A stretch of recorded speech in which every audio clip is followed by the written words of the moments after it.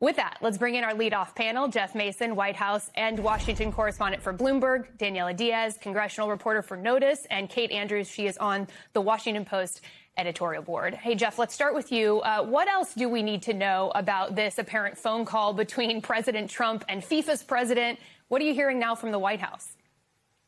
Well, I've also spoken to a couple of White House officials about this who confirmed what your colleagues also confirmed at MS Now, that he placed that call. And I think it just underscores a couple things about President Trump. Number one, that he is someone who's willing to intervene on anything from the Kennedy Center to tearing down the East Wing to calling someone about a soccer game, and a pretty important soccer game, I might add. And the president has developed a relationship with FIFA. I was in the room at the Kennedy Center. I guess that would have been in December when they had the unveiling of where the games were going to be held, and the FIFA presented him with what they call the FIFA Peace Prize. This World Soccer Organization has made a very, very deliberate attempt to build a relationship with this president, and he's making use of that, and that's what he did by placing that call. Kate, this is the world's most watched sport. Sacrosanct are the rules of FIFA. What are the implications of Trump trying to insert himself in the World Cup like this? How will other teams perceive this, and what impact does it have on Team USA? Other teams will not be happy about this, but the biggest impact that this has is USA soccer fans. I think the president has misunderstood the beautiful game. Part of it is that you don't always get the call you want. There's real disappointment. There's the hope that kills you. This is part of the beauty of soccer. And the point is that you have to triumph over what are often perceived to be unfair calls. If you were watching England play last night, they got a red card, but you don't see the Prime Minister of the United Kingdom calling up to ask for that to be changed, not least because England has gone through and they continue to be in the knockout rounds. I think the biggest disappointment for me anyway, I'm sure for a lot of Americans, is if the USA continues to advance. And this is one of their best World Cups in decades.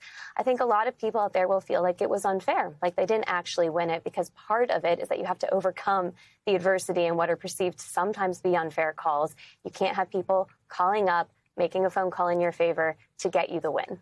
Yeah, the fear is that this could tarnish the incredible success the Team USA has had so far. Daniela, Politico is reporting that Commerce Secretary Howard Lutnick was involved himself behind the scenes in these conversations with FIFA to get this suspension lifted. It's according to two people familiar with this. Politico also says that Lutnick has developed a very close relationship, close ties with leadership of soccer's governing body. What does all of this say to you? Is this an example of cabinet officials blurring the lines between policy and politics? Ariel, I'm not entirely surprised by this reporting, considering that Howard Lutnick was actually at the game where this red card happened. He's a fan of soccer, and also it's taking place in the United States. There's several games happening across the country. We're hosting the World Cup. Of course, it shows that there's a special interest from cabinet officials in what's happening in the World Cup, considering it's happening here. But it's not a surprise that he got involved. Also not a surprise that President Donald Trump got involved. He cares a lot about what's happening in the United States. He wants to see the team advance. And by him making that call to Infantino, reportedly did not ask for a reversal of the red card, but had that conversation about that decision and eventually led to that reversal for the player. It's not surprising at all, Ariel, for anyone that has been watching this administration for years, as we have. Yeah, Trump has always said he likes winners. Jeff, let's talk about a completely separate topic. You have new reporting on Trump's latest round of pardons. Fill us in here. A handful of pardons, yeah, on Friday, some of which were announced then, and a couple of them trickled out on Saturday. He made a slew of pardons related to the Biden administration and a bunch of folks who had crossed or had broken environmental rules. That's not something that is concerning to the president emissions, and so that's one group of pardons. And then another one, he pardoned someone who was a partner of Jack Abramoff, the former disgraced lobbyist, and then one other, a former Texas mayor, who had been convicted of fraud. And in both cases, he said that both of those men had proven, basically, essentially, with their post-conviction lives, that they deserved to have their records clean. One of them, worth noting, is a major Republican donor, and the other had used his ranch or allowed had allowed the United States to use his ranch in Texas to do military exercises without charging them. So that's apparently also a way to the president's heart when it comes to pardons. Kate, this isn't the first president that's issued pardons, and it's been controversial for many decades now. But it's interesting to just look at the timing of all of this. Trump is enacting these pardons about a year and a half into his presidency, which leaves a lot more ground ahead of us, a lot more time. What does that say about what we might see next from President Trump? Yeah, the timing's a really important point. As you say, Donald Trump is not the first president to do this. He's nowhere near the top of the list so far of the number of acts of clemency. Joe Biden did this for about more than 4,000 people, I believe. Jimmy Carter, of course, hundreds of thousands of people who dodged the Vietnam draft. But the question is the purpose behind it. The president has this power to carry out acts of mercy, to deal with issues of miscarriages of justice. And I think there is a growing feeling, I have to say it started during the Biden administration, and it's certainly carried into Trump's second term, that these are being used as acts to protect people that you care about, people you like, or people that are in your political camp, people who are donating to your party, as we heard before. And I think that's what really leads people to lose trust in the system. It's supposed to be a very special act that the president has and a very special power in order to deal with miscarriages of justice. And instead, we are seeing it increasingly used for political terms. And as you say, the president has years in which he can continue to do this. And he could surpass Joe Biden for the number of acts of clemency he carries out.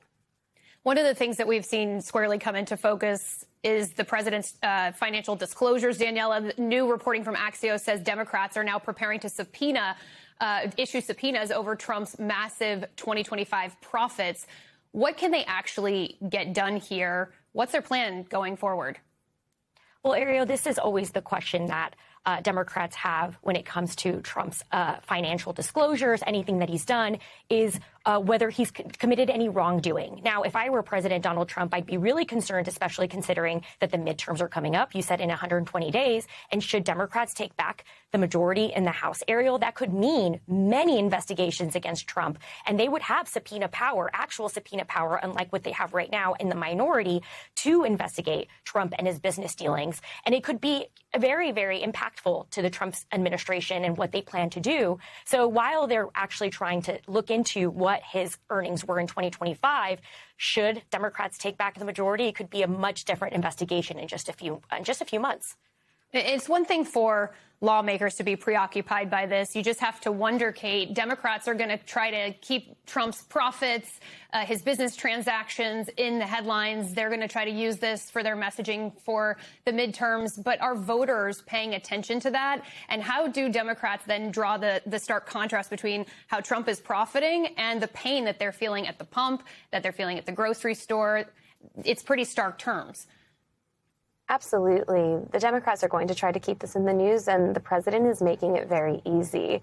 We're not talking about minor profiting. We're talking about billions of dollars that the president is getting rich off of by being in the Oval Office. And that's an active decision that he and his family are making.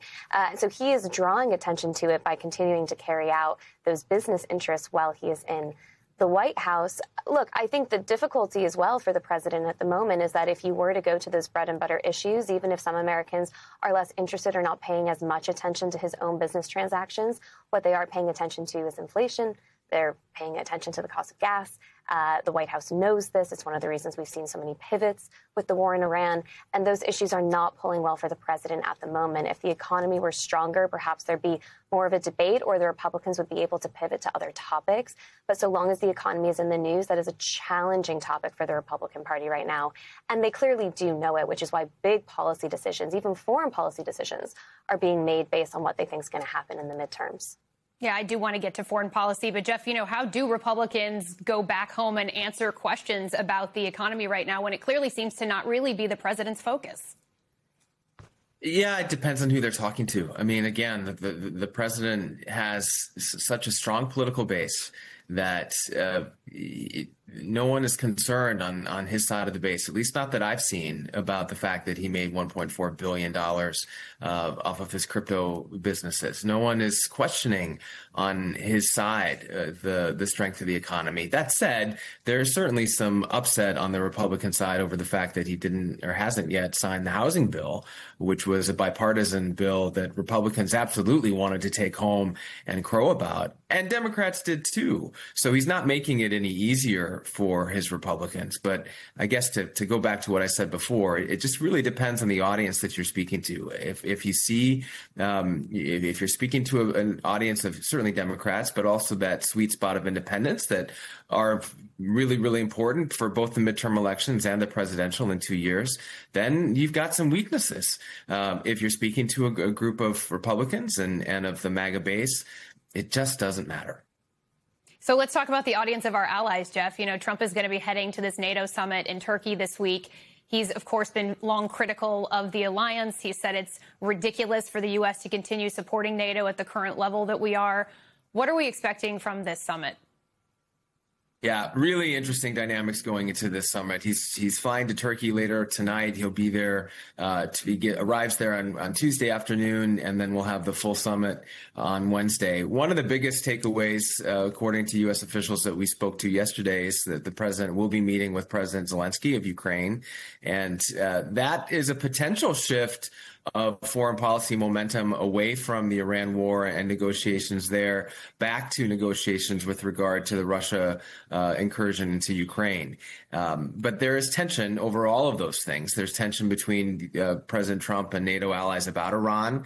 He feels that NATO allies did not help enough with that war and with opening the Strait of Hormuz. Meanwhile, Europeans would like to see him get more involved again in trying to end the Russia-Ukraine war. So that's going to be certainly one of the big topics. But I will also throw in there that U.S. officials have said that he is still interested in acquiring Greenland. That's a total thorn in the side of the U.S. relationship with Europe and certainly with NATO allies, because Greenland, of course, is a territory of Denmark.